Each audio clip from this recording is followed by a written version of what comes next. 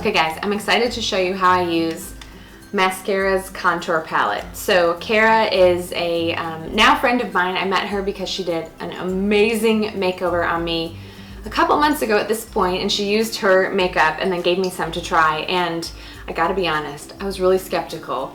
The idea of a cream in like a contour highlight palette was kind of scary. So I wasn't sure if it was something that I could do on myself on the daily that didn't look like overkill contouring, because my days are really casual, so I honestly wasn't sure if I would use it, but I've played around with it and I really love it, and I found that there's a way to use it and contour without it looking like those extreme pictures that you see on Pinterest of all these lines and dots and darker shades and bronzer, and I'm like, we gotta sort of keep it simple, but I want it to look nice. So this is the palette I have, and I've got these 4 colors here. So I've got the darker contour, the lighter shade, the luminizer, and then the blush.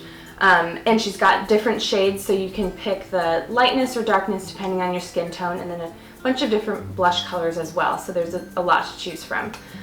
So I am excited to show you how I use this today for a really, I think, an everyday look that's a lot quicker and more simple than you would ever imagine. So let's go ahead and get into the tutorial.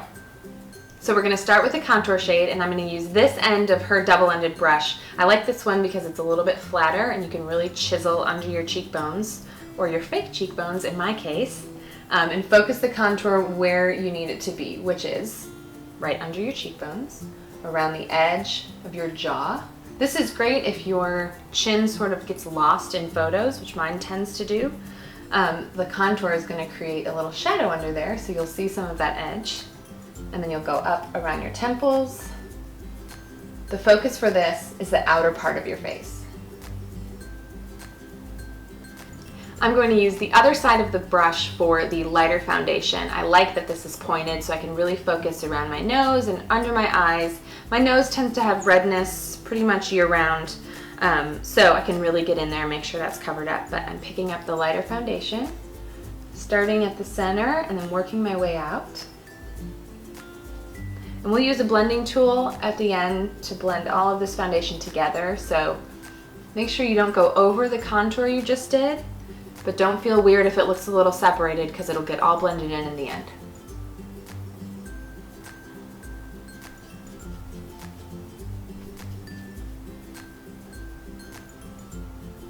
I like contouring my nose with the smaller brush, so these are her 2 main ones, and I'm going to use the smaller end to just contour my nose slightly. Of the contouring of the face, the nose is the one I'm most gentle about, because I really don't want it to look like I have dark streaks going down the side of my nose. So I can tell a difference even if I'm really light about using it.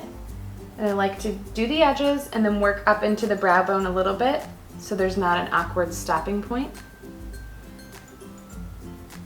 And I'll use the larger end of that brush to pick up a little blush. Little goes a long way here, but it blends in beautifully and really ends up just looking like a natural flush, what would naturally happen if you were embarrassed or cold. And she has a bunch of different colors, but this pink is my favorite for both lips and cheeks. Focus the pink right on the center of your cheeks. Because you spent time contouring, and we'll luminize the top of the cheekbones in a second, you don't want to overkill the blush, so keep it right in the center. The last part is using the luminizer, which to me can be a little overkill for just a casual daytime look, but if you have something going on in the evening, a girls' night or a date night, this is a great way to add a lot of pearl and brightness to your face. So I'm just using my finger, and I'll tap it at the top of my cheekbones and down the center of my nose. This gives a lot of really beautiful reflection, so don't overdo it, because you're going to end up looking a little bit too shiny. So err on the lighter side with this.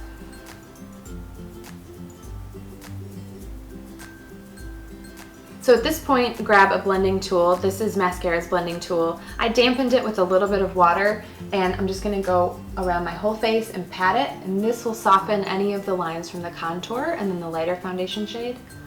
Use it damp. It'll be a lot more effective that way and won't drag your makeup around if you're using just a dry sponge. But if you're nervous about leaving any lines or edges because you're using so many different colors on the face, this is going to make sure you don't see any of those and it all looks really seamless. And the very final step would be lips. I'm using the same shade I used for the blush. And I like that this not only matches perfectly because it's the same shade on my cheeks, but it's a nice wearable daytime pink. A little gloss would go a long way in kicking this up for nighttime.